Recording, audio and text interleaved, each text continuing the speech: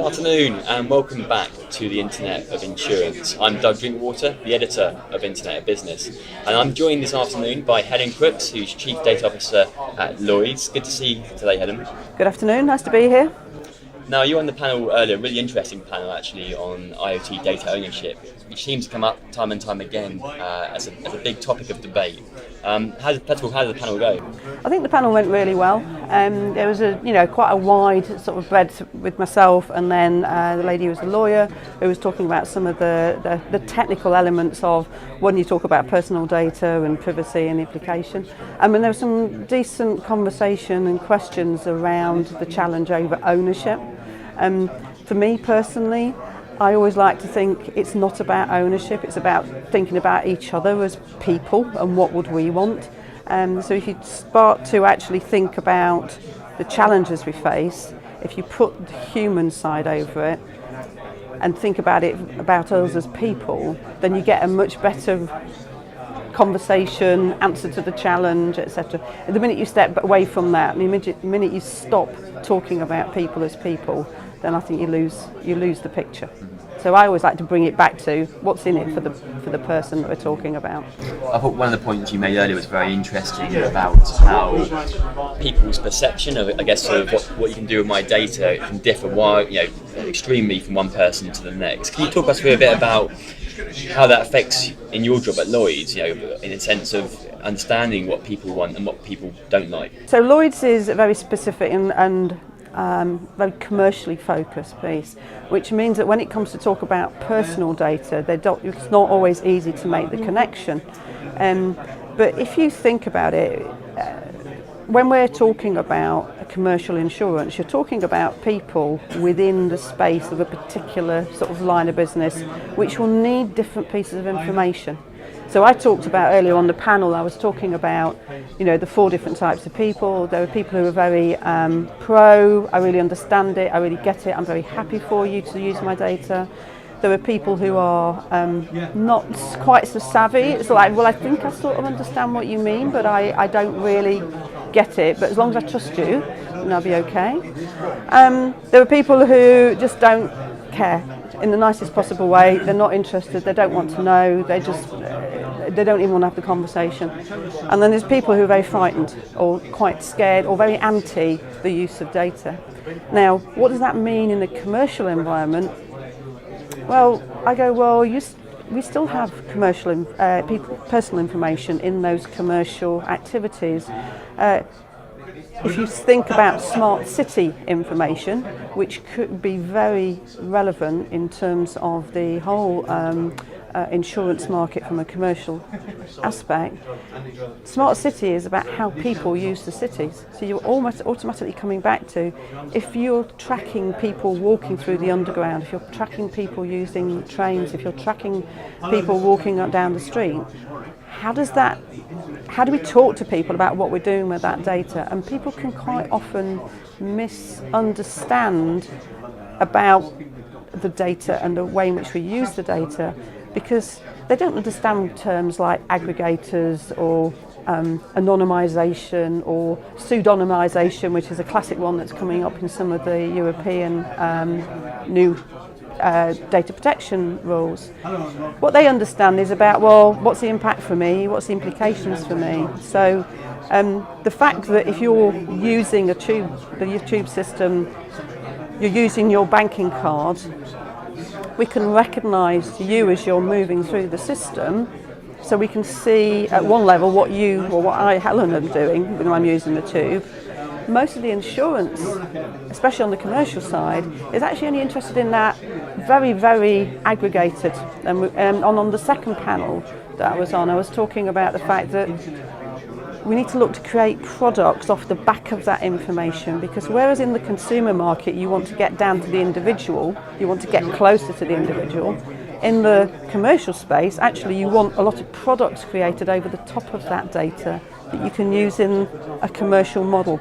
And explaining to customers that's what we're doing with the data you then come full circle back to you're getting a value out of my data, and that's when the challenge actually starts to come through. Does it come back to, you mentioned earlier, trust, in a sense of who you trust for that information? I know obviously you worked in the past with Tesco and Virgin as well, so I guess you're well placed to see it from a cross-industry perspective. And again, using your example of Google and Apple earlier, I guess people trust to a degree Google. We accept that we are the product in a sense, and that information is used by them for their business. That's true, and a lot of people are they're almost two-faced or two-sided. So on the one hand, you'll ask them about using data and data privacy and what that means to them, and they will quite often say, I'm not happy with you having my data.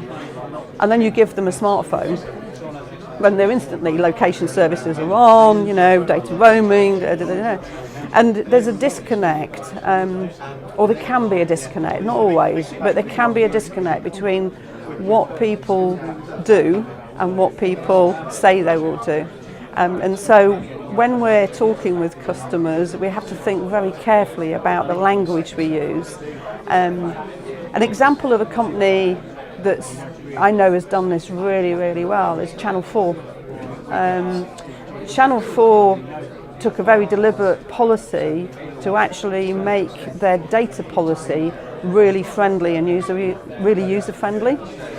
So there's, I think it's 4 On Demand is their online service. If you go and have a look at Channel 4's data policy, what do we do with your data pages on their website, it's very human, it's very humorous, it's very simple in the way in which we use the language, and it makes people feel comfortable. What does that mean for businesses? Well, for me it means 2 things. One, you can talk to people about data. You shouldn't be frightened of doing it, but you need to do it in a way that you understand the reception you're going to get about that data. And the other thing is I think for me personally, this whole debate about who owns the data, it might actually eventually go away. It might become such a normal thing for us all to be recognised that that we're on the grid effectively, that we're being tracked. That there'll be some sort of normalisation where there's an acceptance. But I do believe that businesses have got a role to play in helping consumers get that understanding without pushing it down their throats. So what advice would you have for other firms trying to, it sounds to me like trust is obviously a key one, making sure that you're trusted by your customers, but also making your data policy available in human language. That seems to be the kind of the crux of what you're saying in terms of what business should do. For me, yes. I mean, there was another part of the conversation at the conference earlier where somebody was talking about the data policy being something, your T's and C's being something akin to Macbeth.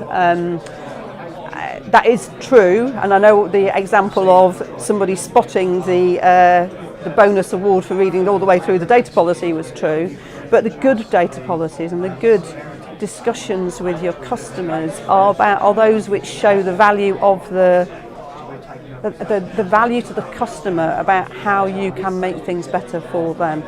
And that applies across all industries. It's not doesn't matter whether it's insurance, assurance, reinsurance, media, telcos. It doesn't matter. You have to find the language which is human to actually talk about that to your customers. So what do you think going forward, what do you think we'll see in terms of data transparency and data ownership? I guess the smart companies will do exactly as you say. They're going to be much clearer about the use of this data. But IoT in particular, we're going to see huge amounts of data coming in. Not all, of course, all personal data, but there could be that potential there too as well.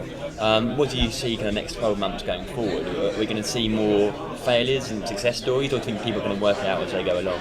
I think it's a bit of everything. I mean, a bit of everything you've just said. There's a recognition that to actually start to use data off the Internet of Things, you have to start by trial and error.